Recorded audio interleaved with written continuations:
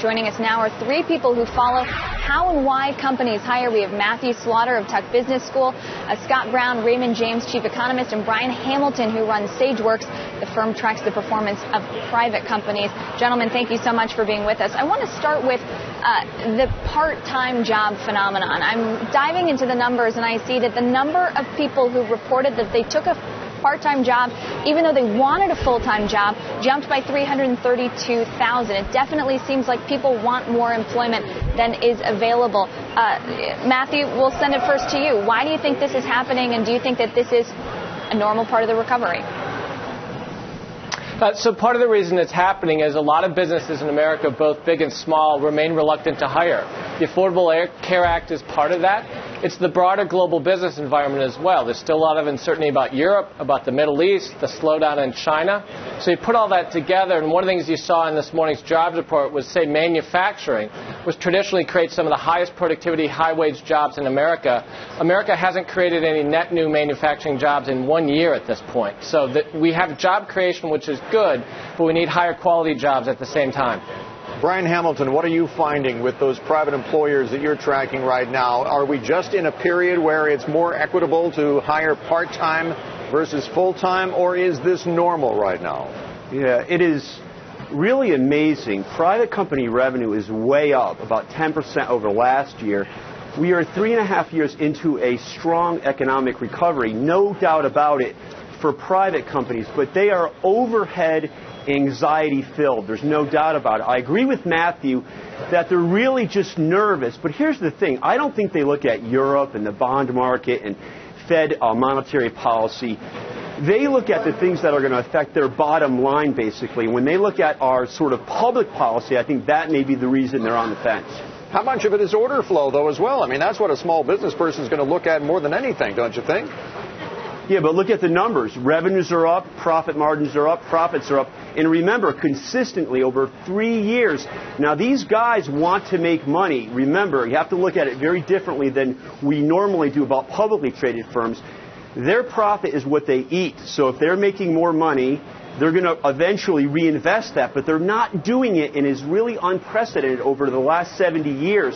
So they're just nervous, and I think they should be, because we've got all this endless debate in Washington about future policy and how it affects their cash flow. Scott, during the crisis, we lost 9.1 million net jobs. Since then, I counted 6.1 million roughly that we've added since then. But with this propensity to hire more part-time workers than full-time workers, do you think that we're going to have a hard time getting back to net positive job growth and also that 6.5% unemployment figure that the Fed wants so badly? Well, I think we are seeing net positive job growth, stronger than the growth in the working age population. If you look at non-farm payrolls over the last year, it's up something like 2%. Well, the working age population is growing a little less than 1%.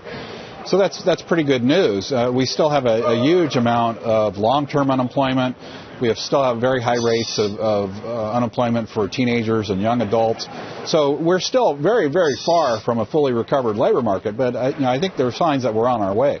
But what about this question we're asking, Kayla, about the quality of the jobs that are being created right now? Well, you saw a mix. I mean, you had gains in business and professional services, not just temp help.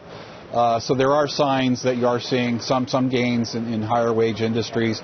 But a lot of this, the numbers in June were retail, and in particular restaurants and bars, where that accounted for really about a quarter of the job growth in the second quarter. I think that's a sign that you're seeing wealth effects coming from the stock market and housing. People are going out to dinner more often.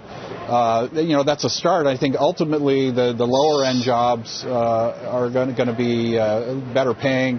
But this is still very much in the early stages. Matt, how long do you think it will take us to get to a fully recovered workforce, as Scott mentions it? So that's a great question. It has a lot to do with what happens in Washington, D.C., not at the Fed, but in the administration and on Capitol Hill with Congress. A big part of the uncertainty that other guests have wisely pointed out has a lot to do with things like tax policy, immigration reform and the potential for that, and also policies that relate to international trade and investment. So QE by the Fed helps support the job market, but as was just mentioned, it has a lot to do with wealth effects for households, going out and buying more at hotels and restaurants and bars, maybe buying more homes. But to build a lot of investment and export-linked jobs to the world, that has a lot to do with what happens with immigration, tax, and trade and investment policy. Brian, we asked about the Affordable Care Act before. I just want to end on that note. With the implementation now set to be delayed for an additional year, do you think that's going to have an impact on the part-time versus full-time debate and the quality of the jobs that we're adding?